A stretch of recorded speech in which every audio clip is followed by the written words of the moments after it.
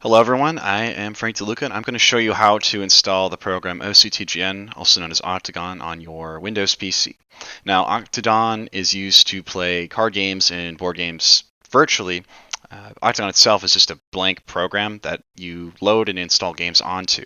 It's actually really cool. It has a lot of versatility to it. There are a lot of games you can play and I regularly use it. Not quite daily, but weekly. I'm usually using it in some capacity. So I'll kind of go through my own uses of it. But we'll start off. We're going to open up Google Chrome and we're going to go a new window here. And we're just going to type in OCTGN onto Google.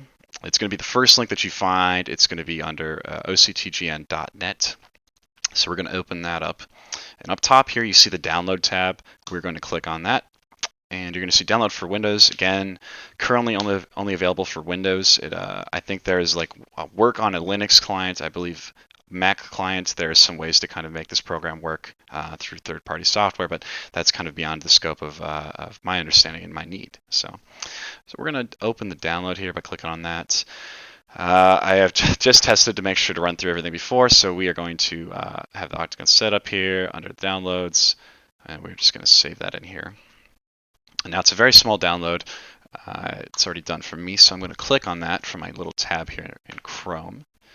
And it's just going to give you the little install Shield Wizard prompt. So I'm just going to kind of run through this, hit next. You do have to agree to the terms of conditions here. I'm just going to hit that little box there and hit next. Now, the custom setup, you can kind of choose where you want it to be installed. I recommend that unless you really know what you're doing and very proficient with computers and you like a certain kind of have a certain organizational place, you just leave the standard. This is going to be the easiest way for you to find the program here. So I'm just going to hit next on this step as well. And then finally get to the final step, we're going to hit install. It's a very quick install, just kind of a very small program. Like I said, just kind of a base template program here. So now it's all done, we hit finish. And if everything went well, we should be able to go down to our bottom left of the screen start menu here. Under O, we'll find the OCTGN folder. Open that up, and then we have the little icon, red icon, and we're going to click on that. Now we're going to boot this program up. Sometimes it takes 10 to 15 seconds or so to boot it up here. There's some little flavorful text on it that you can read while you're loading. So. Of course, to access the actual program and really get the full use out of it, you do have to make an account. So I'm going to show you what that looks like real quick. You're going to need a working email account. I'm going to click the little register prompt there. Now back on the main site, you can also do this as well. You go top in the center here, there's a register button. You can click on that.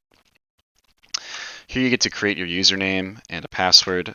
So I am going to just make a test. I'm just going to go test underscore,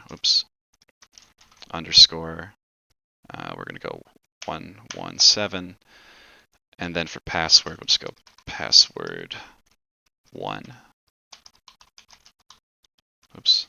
And I did just cut my finger recently, so it's actually kind of hard for me to type right now. And then of course I'm going to do an email address. I'll use a throwaway email address that I have for gaming and such. So we're going to put that in. And then agree to all the terms. I'm under 13, terms of service, agree to policy, and then I'm not a robot. I'll hit register here. Oh, I guess I already have one with this email address. My bad. We will do, well, this is normally how you would do it. I did not realize I had one on this email address. So anyway, normally you'd hit that register and you're all set. So now we're going to actually go log in with this with one of this account here. I do have a UW Superior ST account I made as a test, so we're going to do that. And of course, the password for that is the same. It's just password.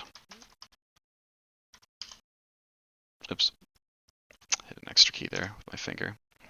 We're going to hit the sign in, and yeah, we're all set. So again, this is kind of just a base program.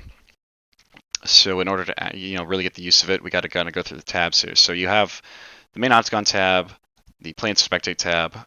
This is where you get to kind of view games and the like. There's a couple different filters that you have here. We have an uninstalled and installed games. So currently I'm showing uninstalled games. I don't have any games installed currently, I believe. or actually I have a couple installed, but rather I don't have this one installed. So we have Duel Masters being played as the game, the name, somebody put Bring Me the Goodies is the name of the game, and then the user that's running the game. And if I had the game, if I had the game installed, I could go spectate it.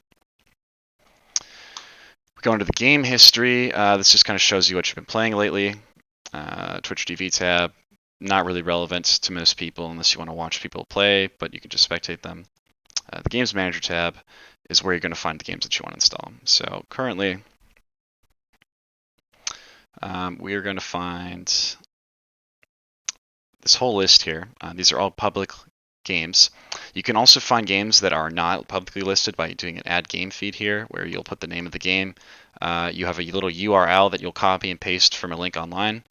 So generally, if you Google online, you can find different games that are not publicly listed that have a game feed. You post this in here, and then you would just hit add when you're done with that. I'm just going to actually pick a game that I already have, so I'm going to uninstall this real quick. So this is a Dragon Ball Z trading card game is what I usually play on here. Click on this. Oh, there we go. I'm going to click install for that. It's a quick install. I am going to now access that game. So up top on the top 6 options we have here, the subscribe and donate don't really matter unless you want to pay for the program. They're just pay prompts because this program is free. The open source is if you want to do any sort of coding and work on the program. Again, not really applicable to our uses right now. The help tab, of course, just gets you help. Deck editor, though, is where your main stuff is going to be at. So deck editor here, if I bring this up here, this is going to be where I load in games and card images for the games. So I'm currently going to go up to deck under new. So I have the Dragon Ball Z trading card game made. So now it will show me the whole database of all the cards in the game that I can search through. There's different filters I can use to look for specific cards, set of the cards, name, card number, all these other different card lingo that I can use. And this is going to kind of change depending on the game that you're doing. So currently, if I wanted to, currently I have the images already installed on my computer. But if I wanted to, when you install the game on the base, you will not have the images. So to install the images, you're going to actually go up into plugins, and this is something I check every once in a while because sometimes files will get corrupted. But you go up to plugins, and you have the image downloader option. You're going to click on that. And if you go over here, it's going to show you each one of the sets of the card game that you're playing.